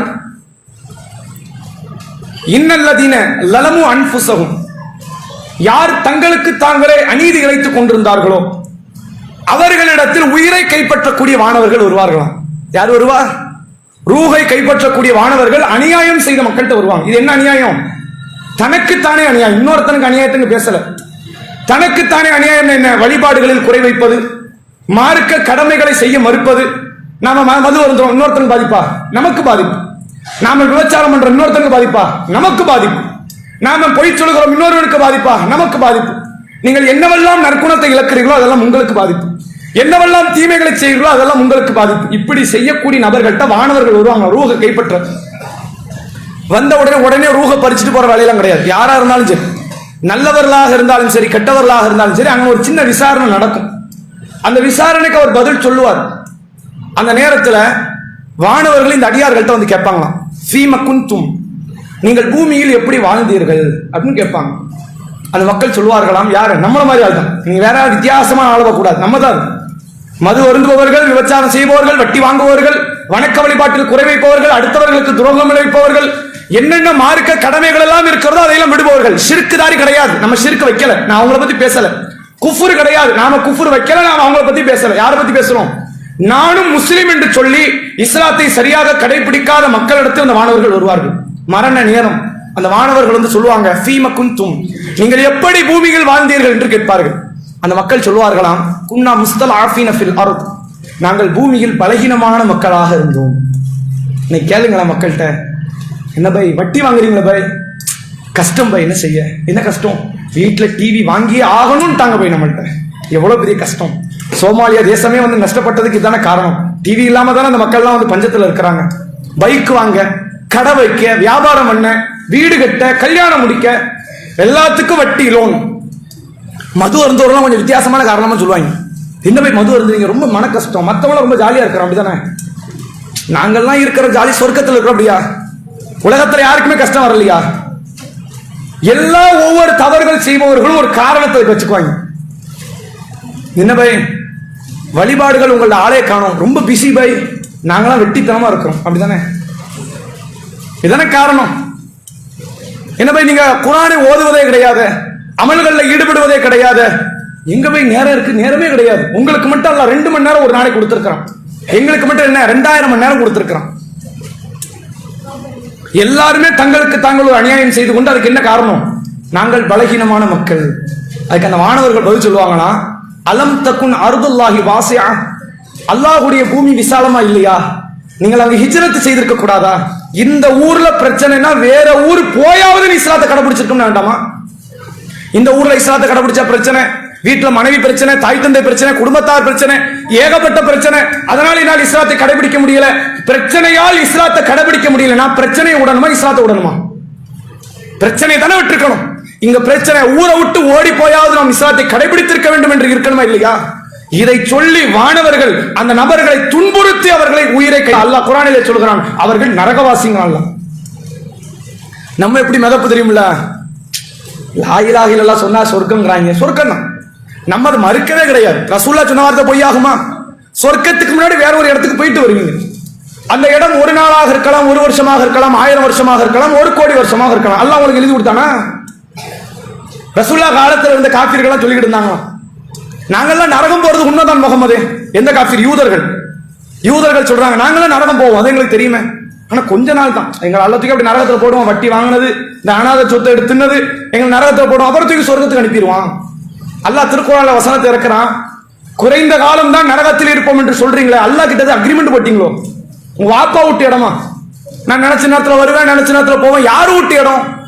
நான் குறைந்த நேரம் தான் நரகத்தில் இருப்பேன், நீ எப்படிடா சொல்லலாம்? அல்லாஹ் சொல்கிறான், யாருடைய நன்மை தீமைகளை காட்டிலும் குறைந்து விட்டதோ, தீமைகள் அவர்களை சூழ்ந்து விட்டதோ, ஃபஉலாயிக அஸ்ஹாபுன் நார் ஹும் ஃபீஹா காலிதுன், அவர்கள் நரகவாசிகள், நரகத்தில் என்றென்றும் இருப்பார்கள். நிரந்தர நரகவாசி. நீ ஷிர்க் வச்சவன தான் நிரந்தர நரகவாசி நீ நினைக்கிற, கொலை செய்தவன் தான் நிரந்தர நரகவாசி நீ நினைக்கிற, குஃபார் காஃபிர் தான் நிரந்தர நரகவாசி நினைக்கிற. அப்படி மட்டும் கிடையாது, லிஸ்ட் கொஞ்சம் பெருசு. நன்மைகளையே செய்யாதவர்கள், அதிக பாவம் செய்தவன் நரகவாசி நிரந்தரமாக தங்குவான். ஆனா என்ன தெரியுமா, ஷிர்க்குக்கு இதுக்கு என்ன தெரியுமா டிஃபரெண்ட்? ஷிர்க்க மன்னிக்கவே மாட்டான், இதை நான் நினைச்சவனுக்கு மன்னிக்கவே மாட்டான் என்று நிரந்தர நரகவாசி. இந்த கொலை செஞ்சவங்க, வட்டி வாங்குவது பாவம் என்று தெரிந்தும் வட்டி வாங்கியவர்கள், நன்மையே இல்லாமல் தீமைகளோடு மட்டும் வந்தவர்கள், இவங்களும் நிரந்தர நரகவாசி. ஆனால் நாடியவர்கள் அல்ல மன்னிச்சு சொர்க்கத்துக்கு அனுப்பிடுவோம். விஷயம் என்ன தெரியுமா, அவன் நாட்டத்தில் நாம இருக்கணும். நாம இல்லைன்னா ஷிர்க்குதாரிக்கு நமக்கு டிஃபரெண்டே கிடையாதுன்னு அர்த்தம். இந்த அடிப்படைகளை நீங்கள் புரிந்து கொள்ளுங்கள்.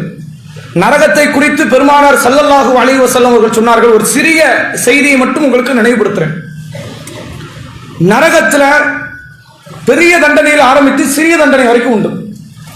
அதுல இருப்பதிலேயே மிக அட்லீஸ்ட்னு ஒரு தண்டனை. இந்த துனியாவில் நீங்க அட்லீஸ்ட் தண்டனை பார்த்துருப்போம்ல, ஹெல்மெட் போடாம போயிட்டோம், பெரிய தண்டனை என்ன? 1000 ரூபாய் 5000 ரூபாய் ஃபைனு. அதையும் தாண்டி பெரிய தண்டனை அப்படின்னு ஒரு பேச்சுக்கு வச்சுக்கிட்டா ஜெயிலும் வைங்க, அப்படி கிடையாது, ஒரு பேச்சுக்கு. சிறிய தண்டனை என்ன? வான் பண்ணி விடுறது, அடுத்த தடவை ஹெல்மெட் எல்லாம் வரக்கூடாது, தொலைச்சிருவேன் அப்படின்னு சொல்லிட்டு விட்டுட்டா முடிஞ்சு வச்சு. அதான் இருக்கிற சிறிய தண்டனை. அதையும் விட சிறிய தண்டனை தெரியுமா, கண்டுக்காம விடுறது, ஒரு முறைச்சிட்டு விடுறது. அல்லாஹ்விடத்தில் மிக சிறிய தண்டனை என்று நரகத்தில் நீங்கள் எடுத்துக்கொண்டால், அடியார்களுடைய காலில் ஒரு நெருப்பு கங்க வைப்பானோ. சில ஹதீஸ்ல நெருப்பு செருப்புன்னு செருப்பு இருக்குல்ல, அதை நெருப்புல ரெடி பண்ணி எல்லாம் கொடுப்பான். அதை போட்டுக்கணும். இல்ல நான் போட மாட்டேன் அப்படிலாம் சொல்ல முடியாது. அதை போட்டுக் கொள்ளும் பொழுது அவருடைய மூளை வெடிச்சிடும். நாங்க சொல்ல கீழே செருப்பு, அதன் விளைவு என்ன? மேல மூளை கொதித்து வெடித்து விடும். நாங்க கீழே கொடுத்ததுக்கு மேல வெடிக்குதுன்னா இடைப்பட்ட பகுதினா நல்லா இருக்குமா? அதுவும் சேர்ந்து சின்ன பின்னமாயிடும். ரசூலுல்லாஹ் சொன்னாங்க, ஒட்டுமொத்த நரகத்திலேயே மிக குறைந்த தண்டனை இவர் தான் அனுபவிக்கிறார்.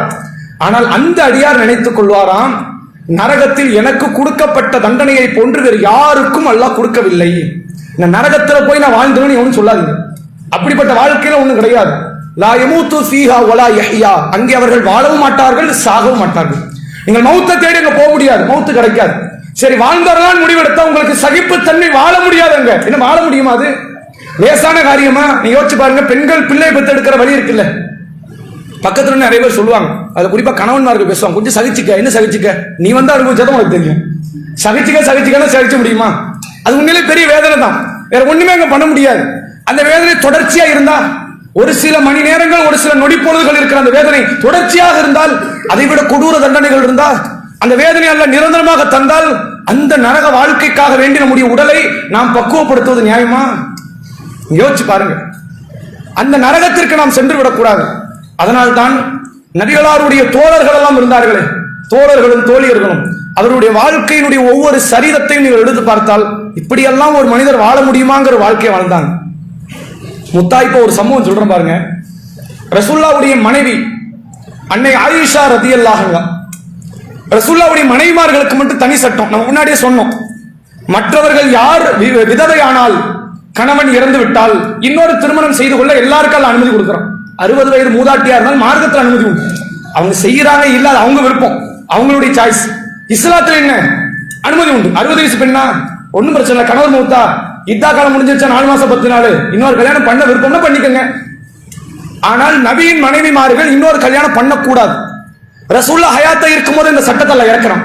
என்ன சொல்றான் தெரியுமா? குல், நபியே நீங்கள் சொல்லுங்கள் உங்கள் மனைவிமார்களிடத்தில், இன் குன்துன்ன துரீதுனல் ஹயாத்த துன்யா வஸீனத்தஹா ஃபதஆலைனி உமத்தியகுன்ன வஸரீஹ்குன்ன ஸராஹன் ஜமீலா. நபியின் மனைவிமார்களே, நீங்கள் விரும்பினால், இந்த துன்யாவுக்கு ஆசைப்பட்டால், துன்யாவுடைய அலங்காரத்திற்கு ஆசைப்பட்டால், இப்பொழுதே என் நபி உங்களை விவாகரத்து செய்வார். தாராளமா மூட்டை முடிச்சு எடுத்து கிளம்பிடலாம். உங்கள் தந்தை வீட்டுக்கு போங்க, இன்னொரு கல்யாணம் பண்ணுங்க. வேற கல்யாணம் பண்ணலாமே, ரசூலுல்லாஹ் விவாகரத்து பண்ணிட்டீங்க, வேற கல்யாணம் பண்ணுங்க. அந்த மாப்பிள்ளையோட நல்லபடியா வாழ்ந்துக்கங்க, தொழுது நோன்பு வச்சு நல்லபடியா வாழ்ந்து சொர்க்கத்துக்கு வாங்க. ஐயோ, ரசூலுல்லாஹ் மனைவியா இருந்தா தான் சொர்க்கம் அப்படிலாம் கிடையாது. எப்படி இருந்தாலும் சொர்க்கம் கிடைக்கும்ல. வெளியே போறதா தான் வெளியே போயிருங்க, இப்பவே போயிருங்கிறாள். இந்த நபி மௌத்தானதுக்கு அப்புறம் நகரக்கூடாது. நபி வாழும் போது இந்த சட்டம் சொல்லப்பட்டு விட்டது. இப்போதே கிளம்புறதா தான் கிளம்புங்க, அடுத்த கல்யாணம் பண்ணிக்கங்க, நல்லபடியா வாழுங்க, ஈமானோட இருங்க, மௌத்தாருங்க, உங்களுக்கும் சொர்க்கம் உண்டு என்பதாக அல்லாஹ் சொல்றான். அதே நேரத்தில் அல்லாஹ் தான், ரசூல் தான், மறுமை தான் வேண்டும் என்றால் நீங்க இங்க தான் இருக்கணும் என்று இறைவனால் சட்டம் இறக்கப்படுது. ரசூலுல்லாஹ்வுடைய மத்த மனைவிமார்கள் தெரியுங்களா? 11 பேர். ஒரு அம்மையார் மவுத்து, ஹதீஜா அம்மையார் முன்னாடியே மவுத்து. இப்ப கரண்ட்ல எத்தனை பேர்? 10 பேர் இருக்கிறாங்க.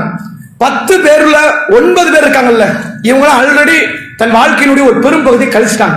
40, 45, 50, 55, இந்த ஏஜ் எல்லா மனைவியுமே ஜைனப் ரலியல்லாஹு அன்ஹா ஆரம்பிச்சு ஜுவைரியா, சஃபியா எல்லா மனைவிமார்களுமே 40-45 தான். 40-45 நமக்கு தெரியும்ல, நல்ல பக்குவமான ஒரு பெண்கள். அவங்க முடிவெடுக்கிறது அவங்களுக்கு தெரியும், நம்ம என்ன சொல்ல வேணும். ஒரே ஒரு மனைவி ஆயிஷா ரலியல்லாஹு அன்ஹா. அந்த டைம்ல ஆயிஷாவுடைய வயசு 15. எத்தனை வயசு? 6 வயசுல திருமணம் முடிஞ்சோன்னா தந்தையோடு தான் இருந்தார்கள். வீட்டுக்கு மாப்பிள்ளை வீட்டுக்கு போகல, கணவன் வீட்டுக்கு. 9 வயதுல பருவயது அடைகிறாங்க. அப்பதான் தந்தை கொண்டு வந்து கணவன் வீட்டுல விடுறாங்க. 9ல ஆரம்பிச்சு 15 வயசு வரைக்கும் வாழ்ந்திருக்கிறாங்க. இப்ப அல்ல சட்டத்தை இறக்குறான், விருப்பம்னா இருங்க, இல்லைன்னா கிளம்புங்க. ரசூல் ஆயிஷாவை கூப்பிடுறாங்க, ஆயிஷாவே வா, அல்ல இப்படி வசனத்தை இறக்கி இருக்கிறான், உங்கள் தந்தை கிட்ட போய் சஜஸ்ட் கேளுங்க, ஐடியா கேளுங்க. நீங்க சின்ன பொண்ணு, நான் இப்படித்தான் இருப்பேன் அப்படின்னு நீங்க சொல்லிடலாம். பின்னாடி நீங்க கஷ்டப்படக்கூடாது. பாத்தீங்களா, உங்க தந்தை கிட்ட தாய் கிட்ட போய் என்ன வாப்பா செய்யலாம், இதுக்கு ஏதாவது ஐடியா இருக்குதா, இல்ல கல்யாணம் விவாகரத்து பண்ணிட்டு வந்துட்டுமா அப்படின்னு கேளுங்க. நீங்கள் விவாகரத்து செய்தால் சொத்தோடு சேர்த்து அனுப்புறாங்க ரசூல்லா. இருக்கிற பொருளாதாரத்துல என்னென்ன பொருளாதாரம் எல்லாத்தையும் பிரிச்சு எடுத்துட்டு போங்கட்டாங்க. ஆயிஷா நாயகி சொல்றாங்க, அல்லாஹ்வுடைய தூதரே, உங்களை விட்டு பிரியறதுக்கு நான் என் தந்தை இடத்துல போய் ஐடியா கேட்பேன்னு நினைக்கிறீங்களா? என் தாய் கிட்ட போய் ஐடியா கேட்பேன்னு நினைக்கிறீங்களா? இந்த வேலையே கிடையாது. நபியின் மனைவியாகத்தான் இருப்பேன், நபியின் மனைவியாகத்தான் சாவேன்கிற ஒரு மனநிலையில் இருந்தாங்க. ரசூல் அடுத்த ஒரு 3 வருஷத்துல மௌத். ஆயிஷா நாயகி யாரு? 18 வயது விதவை பெண். 18 வயதுல கல்யாணம் முடிச்சு கொடுக்கவே நிறைய பேருக்கு பயப்படுவாங்க. சின்ன பொண்ணா இருக்குது, மார்க்கத்துல அனுமதி தான், இருந்தாலும் போய் சாப்பாடு செய்யணும், பல பணிவிடைகள் இருக்குது, அதெல்லாம் தெரியுமா, கொஞ்சம் வெயிட் பண்ணுவோமே நமக்கு தோணும். ஆயிஷா நாயகி 18 வயதுல விதவை, அடுத்த திருமணம் செய்யவே கூடாது என்ற நிலையில் உள்ள தடுக்கப்பட்ட பெண் ஆயிட்டாங்க. இது மட்டும் இல்ல, அடுத்த பிரச்சனை தெரியுமா, ஆயிஷா நாய்க்கு புள்ள கிடையாது. ஒரு பெண்ணு அடுத்த கல்யாணம் பண்ணாம இருக்கிறதுக்கு ஒரு காரணம் இருக்குன்னா புள்ளையே தான் காரணம் இருப்பாங்க. புள்ள இருக்குது, ஒரு 2 வயசுல பையன் இருக்கிறான், அவனை வளர்த்துக்கிட்டு அப்படி காலத்தை கழிச்சு சொல்லுவாங்க. ஆயிஷாக்கு யாரு கிடையாது, புள்ள கிடையாது. அடுத்த 2 வருஷம் தந்தை மௌத், அபூபக்கர் சித்தீக் ரலியல்லாஹு அன்ஹு மௌத். தந்தை இல்லை, கணவன் இல்லை, பிள்ளை இல்லை. 20 வயதில் விதவையாக இருந்த ஆயிஷா 50 வயது வரை இதே மார்க்கத்தினுடைய நிலைப்பாடுகளை, மார்க்க பேணுதல்களை, சட்டத்திட்டத்தை, வணக்க வழிபாட்டை, ஒழுக்கத்தை கடைபிடித்து கடைசி வரை முஃமின்களுடைய தாய் என்ற பட்டத்தோடு, நபியினுடைய மனைவி என்ற பட்டத்தோடு வாழ்ந்து மரணித்தார்கள் ஆயிஷா ரலியல்லாஹு அன்ஹா. ஒரு 20 வயது பெண்ணுக்கு இந்த திடகாத்திரம் இருக்கிறது என்றால், தைரியம் இருக்கிறது என்றால், அல்லாஹ் உங்களுக்கு அப்படி ஒரு சட்டத்தை ஆக்கணும்னா, வேற திருமணம் கிடையாது, உனக்கு எதுவுமே கிடையாது, ஆனால் நீ இஸ்லாத்தின்படி வாழணும்னு சொன்னானா, எவ்வளவு அழகான வாழ்க்கையை, கணவனை, பிள்ளைகளை, குடும்பத்தாரை, வீட்டை, இவ்வளவு சூழ்நிலைகளை கொடுத்திருக்கிறான, மார்க்கத்தை கடைபிடிக்க உங்களுக்கு என்ன பிரச்சனை? ஏதாவது பாதிப்பா? ரசூலுல்லாஹ்வுடைய தோழர்களில் ஒருவர் இப்னு உமர் ரலியல்லாஹு அவர்கள், உமருடைய மகன். உமருடைய அந்த மகன் இருக்கிறாரே, இவர் தஹஜ்ஜத் தொழுகையில் ஆரம்பித்து உபரியான நோன்பு, உபரியான வணக்க வழிபாட்டு எல்லாத்திலும் ஆர்வம் மிக்க ஒருவர். மார்க்க இல்மு இருக்குது ரொம்ப அதிகம் உள்ள ஒரு சிறுவர் என்றால் இப்னு உமர் ரலியல்லாஹு அன்ஹு. ரசூலுல்லாஹ் மௌத்துக்கு பிறகு அபூபக்கர் மௌத்து, பிறகு உமருடைய மௌத்து, அவங்க மௌத்துக்கு அப்புறம் நடக்கிற ஒரு சம்பவம். இப்னு உமர் தன் தோழர்களோடு ஒரு கழுதையில அமர்ந்து கொண்டு போய்கிட்டு இருக்கிறாங்க, பாலைவன பகுதி. போய்கிட்டு இருக்கும்போது எதிரில் ஒரு கிராமவாசி வராரு. கிராமவாசி அப்படின்னா நமக்கு புரியறதுக்கு சொன்ன இந்த பட்டிக்காடு, தமிழ்ல இருக்கிறவங்களுக்கும் கிராமத்துல ஒரு நாலேஜுமே இல்லாதவனுக்கு வேறுபாடு இருக்குல்ல, அப்படிப்பட்ட நபராக இருக்கிற ஒரு கிராமவாசி வராரு. அவர் காலில் செருப்பு கிடையாது, தலையில தலப்பாக கிடையாது, ரொம்ப ஏழை. அந்த சுடுற மண்ணில், பாலைவன மணல்ல நடந்து வந்துகிட்டே இருக்கிறார். இப்னு உமர் பார்க்கிறார், டக்குன்னு இறங்குறாங்க. இறங்கி கழுதையை கொடுத்துட்டாங்க, நீங்க வச்சுக்கோங்க, பின்னாடி எப்பமாவது வாங்கிக்கிறேன் வாய்ப்பு கிடைச்சா. இப்ப வெயில் நடந்து போறீங்களே, இதுல ஏறி போங்க. தலப்பாக வச்சிருக்காங்க, கழட்டி தூக்கி கொடுக்குறாங்க, நீங்க தலையில போடுங்க. எவ்வளவு வெயில் அடிக்குது, உங்களுக்கு மட்டும் வெயில் அடிக்கலையா? உங்களுக்கு என்ன மழையா பெய்யுது? அவருக்கு வெயில் அடிக்கிறது. அவர் என்ன சொல்றாரு, உங்களுக்கு வெயில் அடிக்குது, தலையில அந்த தலப்பாக வச்சுக்கங்க, என் கழுதையில ஏறி பயணிங்கிறாங்க. அவரு போயிட்டார். பக்கத்தில் இருந்து இப்னு உமர் ரலியல்லாஹு அவருடைய தோழர்கள் கேட்கிறார்கள், இப்னு உமரே, அல்லாஹ் உங்களுக்கு அருள் புரியட்டும், இவ்வளவு கொடுக்க வேண்டாமே, தர்மம் கேட்டு வெளியே யாசகம் கேட்டு பிச்சைக்காரங்க வருவாங்க, என்ன புரியும், சொத்து பத்திரத்தையே கொடுப்போம், ஒரு 5 ரூபாயோ 10 ரூபாயோ நம்ம தகுதிக்கு ஏற்ப, நம்ம தகுதிக்கு 1000 ரூபாய் கூட கொடுக்கலாம், வீணா செலவு பண்றோம், இருந்தாலும் அப்பதான் தடை வருது. இது 5 ரூபாய் ஏதாவது பொடி சில்லற இருக்கிறதான்னு பாக்குறது. 1 ரூபா 50 காசு கொடுத்து அவன் தூக்கி எரிஞ்சிருவான், சரி 2 ரூபாய் முடிச்சிருவோம் அப்படின்னு நம்ம யோசிக்கிறது. பொருளாதார திட்டமிடல், அப்படியே மிகப்பெரிய பட்ஜெட் எல்லாம் போடுறது. அதாவது இந்தியாவினுடைய நிதியமைச்சர் போடுற பட்ஜெட்டை விட பெரிய பட்ஜெட்டா இருக்கும். என்ன செய்யலாம், 2 ரூபாய் கொடுப்போமா வேண்டாமா, வெளியே போவோமா வேண்டாமா, வீட்டுல ஆள் இல்லைன்றது, இந்த 2 ரூபாய்க்கு. இப்படி தர்ம சிந்தனை நம்மள்கிட்ட ரொம்ப அதிகமா இருக்குது. இப்னு உமர் ரலியல்லாஹு அவர்கள் கொடுத்ததை பார்த்து அவருடைய தோழர்கள் கேட்கிறார்கள், இவ்வளவு கொடுக்க வேண்டாமே, கொஞ்சத்தை கொடுத்தால் கூட பொருந்திக் கொள்வார்கள் என்ற கிராமவாசி. நீங்க இவ்வளவு கொடுத்தீங்க அப்படின்னு கேட்கிறாங்க. இப்னு உமர் ஒரு வார்த்தை சொன்னாங்க, நல்லா கவனிங்க. மார்க்கத்தை ஒருத்தன் கடைபிடிக்கிறான் அப்படின்னா அவன் எல்லா சூழ்நிலைகளும் மார்க்கத்தோடு இருப்பான். எனக்கு பிடிக்கும் போது மார்க்கத்தோடு, பிடிக்காத போது விலகிறான் வைங்க, அவன் மார்க்கத்தை சரியாக கடைபிடிக்க தெரியாத, இஸ்லாத்தை நிராகரிக்கிற மனநிலையோடு ஓரளவு அந்த தன்மையோடு வாழ்கிறான் என்று அர்த்தம். இப்னு உமர் ரலியல்லாஹு அன்ஹு சொல்றாங்க, வந்துட்டு போனவர் இருக்கார்ல, இவர் தந்தையும் என் தந்தையும் நண்பர்கள். இவர் தந்தையும் என் தந்தை உமர் இருக்கிறார், மௌத்தா போயிட்டார், என் தந்தையும் நண்பர்கள். நான் ஏன் கொடுத்தேன் தெரியுமா?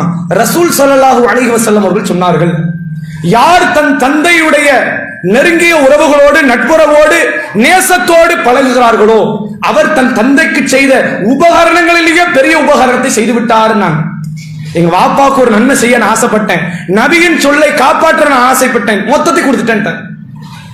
ஏன் ரசூல் அந்த வார்த்தை சொன்னாங்க தெரியுமா? நீங்க யோசிக்கலாம், உங்கள் தந்தையுடைய நண்பர்களை ஏன் கவனிக்கணும் தெரியுமா? உங்களுக்கு ஒரு பிரச்சனை என்று வரும்போது கடனுக்கு அங்கதான் நின்றிருப்பார். நண்பர்கள் தானே, நண்பர்கள் தானே கொடுக்கல் வாங்கல் நடந்திருக்கும். அது உங்க வாப்பா, உங்கள் தந்தை உங்கள்கிட்ட சொல்லியிருக்க மாட்டார், உங்கள் தாயார் உங்கள்கிட்ட சொல்லியிருக்க மாட்டாங்க. உங்கள் தந்தை உங்கள் தாயுடைய மிக நெருங்கிய, மிக நேசத்திற்குரிய அந்த நட்புறவுகள், உறவுக்காரர்கள் இருக்கிறார்களே, உங்கள் தாய் தந்தை இறந்து விட்டாலும் அவர்களை நீங்க மறந்துடாதீங்க.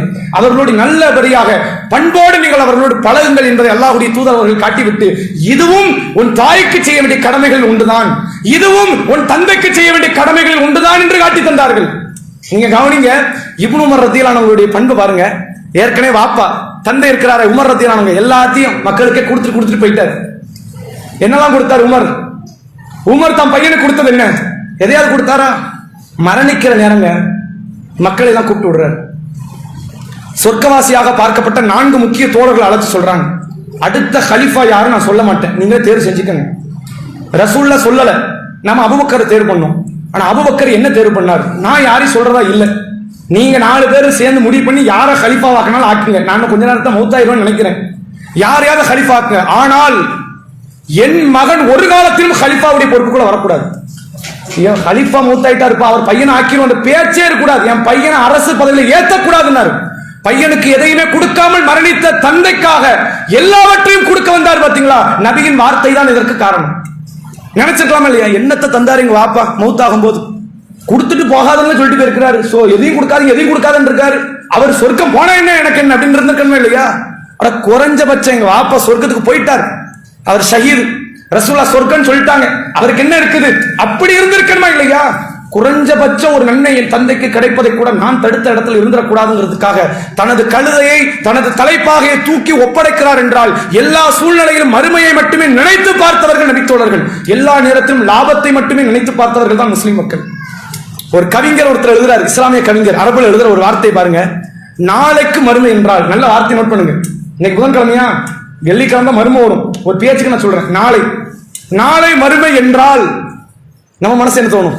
இன்னைக்கு தொழுவ வருவாங்க பொழுக்க, நோன்பு வைக்க வருவாங்க பொழுக்க. அந்த கவிஞர் எழுதுறாரு, நாளைய தினம் மறுமை என்றால் இன்றைக்கு திருக்குர்ஆனுடைய பிரதியின் விலைகள் அதிகரித்திருந்தது. இன்னைக்கு சம்பாதிச்சா முடியும், நாளைக்கு மறுமையில எல்லாரும் என்ன செய்வாங்க? குர்ஆன் எடுக்க வருவாங்க இல்ல, 300 ரூபாய் குர்ஆன் 3000 வாங்கி தானே ஆகணும். இன்னைக்கு கூட அவன் லாபம் சம்பாதிப்பதான் நினைப்பானே தவிர அதை கொண்டு நன்மை சம்பாதிக்க அவன் ஆசைப்பட மாட்டான். அப்படிப்பட்டவர்களாக மாறிவிட்டார்கள் துன்யாவாதிகள். இன்னைக்கு மைண்ட் செட் எல்லாம் முழுக்க முழுக்க பொருளாதாரம். இந்த பொருளாதாரத்துக்காக உறவு முடிக்கிறோம், அண்டை விட்டான் அவனுக்கு எப்படியாவது கெடுத்தரணும், சீர்கெடுத்தரணும், அந்த மனநிலை. எல்லாருக்கும் துரோகம் பண்ணிடணும். ஆனா நாம மட்டும் எப்படி மனநிலை? களிமா சொன்னா சொர்க்கம் கொடுப்பான்ல, நல்லா எதிர்பாருங்க, கண்டிப்பா தருவான். சொர்க்கத்தை கண்டிப்பா காட்டாம விடவே மாட்டான். நீங்க யோசிச்சு பாருங்க, இதுவெல்லாம் சாதாரண காரியங்களா? இறுதியாக ஒரு செய்தியை சொல்லி எனது இந்த உரையை நிறைவு செய்கிறேன். பெருமானார் ஸல்லல்லாஹு அலைஹி வஸல்லம் அவர்கள் காலத்துல ஒரு ஜனாசாவை கொண்டு போறாங்க. ரசூலா பாக்குறாங்க, அந்த மக்கள்லாம் வந்து என்னன்னா அவரை பற்றி புகழ்கிறார்கள். இவர் நல்லவர், ரொம்ப தங்கமான மனிதர், நிறைய உதவிகள் செய்வார், வாக்குறுதி பேணுவார், மீறமாட்டாரு, இப்படி நிறைய பேசுறாங்க. ரசூலா சொன்னாங்க, சதக்கத் சதக்த சதக்த சதக்த, உண்மையாகிவிட்டது உண்மையாகிவிட்டது உண்மையாகிவிட்டது. நாங்க ரசூலா அடுத்த ஒரு ஜனாசா போகுது. ரசூல்லா அந்த மக்கள்லாம் சொல்றாங்க, ரொம்ப மோசமான மனிதர், கெட்டவர், மௌத்தாயிட்டாரு அப்படிங்கிறாங்க. ரசூலா சொன்னாங்க, சதக்கத் சதக்கத் சதக்கத். இன்னொரு செய்தி வஜபத் என்ற வார்த்தை வருது. வஜபத் வஜபத் வஜபத், உறுதியாகிவிட்டது உறுதியாகிவிட்டது உறுதியாகிவிட்டது. சஹாபாக்கள் உமர் ரலியல்லாஹு அன்ஹு கேட்கிறாங்க, அல்லாஹ்வுடைய தூதரே என்ன உறுதியாயிடுச்சு? ஒருவரை நீங்கள் புகழ்ந்தீர்கள் அல்லவா, அவருக்கு சொர்க்கம் உறுதியாயிடுச்சு. ஒருவரை இகழ்ந்தீர்கள் அல்லவா, அவருக்கு நரகம் உறுதியாயிடுச்சு. ஏன்? நீங்கள் தான் அல்லாஹ்வுடைய சாட்சியாளர்கள். நாம எப்படி மக்களோடு பழகுறோமோ, இவன் தான்ப்பா நமக்காக வந்து சொர்க்கமா நரகமான அல்லாஹ் கிட்ட பேச போறான். இவன் கிட்ட நீ கெட்டவனாக வாழ்ந்து நீ என்ன சாதிக்க போற? என் அண்டை வீட்டுக்காரன், என் உறவுக்காரன், என் தாய் தந்தை, என் குடும்பத்தார், என் மனைவி, என் கணவன், என் பிள்ளைகள், நான் பார்க்காத இவன் தான் அல்லாஹ் கிட்ட வந்து பேச போறான். இவனை நான் விட்டுட்டு நான் யாருக்காக போராடுறேன், யாருக்காக வாழ்றேன்? தெரிஞ்சுக்கணுமா இல்லையா? இவர்கள் தான் அல்லாஹ்வுடைய சாட்சியாளர்கள். உங்களிடத்தில் எப்படி நடக்கிறானோ அதை வச்சுதான் மறுமையில் தீர்ப்பு எழுதப்படும். அதே போன்று அல்லாஹ்வுடைய தூதர் அவர்கள் காலத்தில் ஒரு ஜனாசா போகுது. ரசூலா கேட்கிறாங்க, இவர் ஓய்வு கொடுத்தவரா ஓய்வு பெற்றவரா? நான் ஓய்வு கொடுத்தவரா, அதாவது ரெஸ்ட் கொடுத்தவரா ரெஸ்ட் அடைஞ்சவரான்னு கேட்கிறாங்க. சஹாபாக்கள் கேட்கிறாங்க, ஓய்வு கொடுத்தவர்னா என்ன அர்த்தம், ஓய்வை அடைந்தவர்னா என்ன அர்த்தம்? இவர் கெட்டவராக இருந்தால் இவரால் மக்கள் ஓய்வு பெற்றுட்டாங்க, ஓய்வு கொடுத்துட்டார், ஒரு நரகம் போயிட்டார். இவர் நல்லவராக இருந்தாருன்னா ஏகப்பட்ட துன்பத்தை கண்டிப்பா அனுபவிச்சிருப்பார். நல்லவனுக்கு இந்த துணியால் வாழ இடம் உண்டா? இவர் எல்லா துன்பத்தை விட்டும் ஓய்வு பெற்று விட்டார். நாம் ஓய்வு பெறுற இடத்துல இருக்கணுமா, ஓய்வு கொடுக்கிற இடத்தில் இருக்க வேண்டுமா என்பதை புரிந்து கொள்ளுங்கள். ரசூல்லா சொன்னாங்க, நாம் இறந்த பிறகு ஒருவனுடைய ஜனாசாவில் 40 பேர், குறைந்தபட்சம், அதிகபட்சம் 100 பேர் அந்த ஜனாசா தொழுகையிலே வந்து கலந்து கொண்டு இணை வைக்காத அந்த நபர்கள் அவருக்காக வேண்டி துவா செய்தால் அல்லாஹ் அந்த பரிந்துரை ஏற்றுக்கொள்கிறான், அவருக்கு பாவ மன்னிப்பு வழங்குறான். நாம இறந்தா மனம் விட்டு அழுது எனக்காக துவா செய்யற 40 பேர் இந்த துணியால சேர்த்து வைக்கலன்னா நம்ம வாழ்ந்தது பெஸ்ட். உண்மைதானங்க? இல்ல, என்ன புகழ்றதுக்கு நிறைய பேர் இருக்கிறான், புகழ்றான்னாலே புரிஞ்சுக்கங்க, அவங்க ஒரு குழி தோன்றான்னு அர்த்தம். இவன்லாம் துவா இஹ்லாஸோடு செய்ய மாட்டான், தொலைஞ்சான்னு நினைப்பான். எனக்கு உதவி செய்தான், எல்லா நேரத்திலும் துணையாக நின்றான், பக்கபலமாக நின்றான், அப்படிப்பட்ட ஒரு நல்ல மனிதன், நல்ல பெண் மௌத்தாகி விட்டாளே என்று ஜனாசா தொழுகைகள் வரணும் கூட்டம். பெருமைக்காக அல்ல, என் மறுமை வாழ்க்கைக்காக. அப்படி ஒரு கூட்டத்தை நாம் சேர்க்க வேண்டும் என்றால் மறுமைக்கு பயந்தவர்களாக, அந்த உயிர் பிரியக்கூடிய அந்த சூழ்நிலைகளுக்கு உணர்ந்தவர்களாக எல்லா தருணங்களிலும் அல்லாஹ்வுக்கு பயந்து நம்முடைய வாழ்வை அமைத்துக் கொள்வோம். அந்த சஹாபாக்கள் அவர்களுடைய ஒவ்வொரு மனநிலையும் ஒவ்வொரு நொடி பொழுதும் ஆகிரத்து மட்டும்தான் அவர்களுடைய வாழ்க்கையின் இலக்காக இருந்தது. துன்யாவை அவங்க பொருட்டாக பார்க்கல. ஆயிஷா நாய்க்கு அப்ப கூட என்ன தோணி இருக்கலாம், நான் மறுபடியும் சொன்ன செய்தியை நினைவுபடுத்துறேன். கணவன் இறப்புக்கு பிறகு அடுத்த கணவன் கூடாது என்றால் ஆயிஷா நாயுடைய முதல் கட்ட எண்ணமாக என்ன வந்திருக்கணும் தெரியுமா? நியாயப்படி, நம்ம பண்புபடி சாப்பாடுக்கு என்ன செய்ய, மற்ற விஷயத்தை பார்த்துக்கலாம், அது வேற, அல்லாஹ் நமக்கு உதவி செய்வான். சாப்பாடுக்கு என்ன செய்ய, குறைஞ்சபட்சம் என்ன வந்திருக்கணுமா இல்லையா? வாப்ப நாளை மூத்தாயிட்டாருன்னா நமக்கு பிள்ளையும் கிடையாது, உணவுக்கு என்ன செய்ய என்ற யோசனை வந்திருக்கணுமா இல்லையா? கவலையே வரல. துன்யாவை பற்றி கவலையே படாதீங்க. அல்லாஹ் சொல்கிறான், வல் ஆகிரத்து கைருல் லக்கம் மினல் ஊலா, உலகத்தை விட மறுமையே நபி உங்களுக்கு சிறந்ததுங்கிறான். எல்லாருக்கும் அதான் சிறந்தது. அந்த அடிப்படையில் மறுமைக்காக வாழ்வோம். உலகத்தினுடைய கஷ்டத்தை எல்லாம் கொஞ்ச நேரம் தலையில் தூக்கி வைப்போம், ரொம்ப நேரம் வைக்காதீங்க. அதையே தூக்கி வச்சுக்கிட்டு ஒண்ணு நடக்க போகுது, அவன் நானே நடக்க போகுது. நீங்க எல்லாம் திட்டமிடவா செஞ்சீங்க, கொரோனான்னு ஒண்ணு வரப்போகுதுன்னு, அல்லாஹ் கொடுத்தாமல, வாழ வச்சானா இல்லையா? நாமெல்லாம் திட்டமிடவா செய்தோம் இப்படி ஒரு மழை வரும்னு, அல்லாஹ் கொடுத்தான். நாமெல்லாம் திட்டமிடவா செய்தோம் இப்படி எல்லாம் சூழ்நிலைகள் வரும் என்று, அல்லாஹ் கொடுப்பான். எல்லா ஒரு கஷ்டத்தையும் கொடுத்தவனே கஷ்டத்திற்கான தீர்வையும் சேர்த்து கொடுப்பான். துன்யாவுடைய கஷ்டத்தை தூக்கி தலையில சுமந்துக்கிட்டு வாழாதீங்க, அது பெரும் பாதிப்பு. அதை இறக்கி வச்சுட்டு ஆகிரத்துடைய கஷ்டத்தை தலையில் தூக்குங்க. அதுதான் உங்கள் அமலை அதிகப்படுத்தும், நேர்மை அதிகப்படுத்தும், இறை அச்சத்தை அதிகப்படுத்தும், ஈமானி உணர்வை அதிகப்படுத்தும். மறுமை சிந்தனையோடு வாழ்ந்து மரணிப்போம். வாஹிரு தஅவானா அல்ஹம்துலில்லாஹி ரப்பில் ஆலமீன். அஸ்ஸலாமு அலைக்கும்.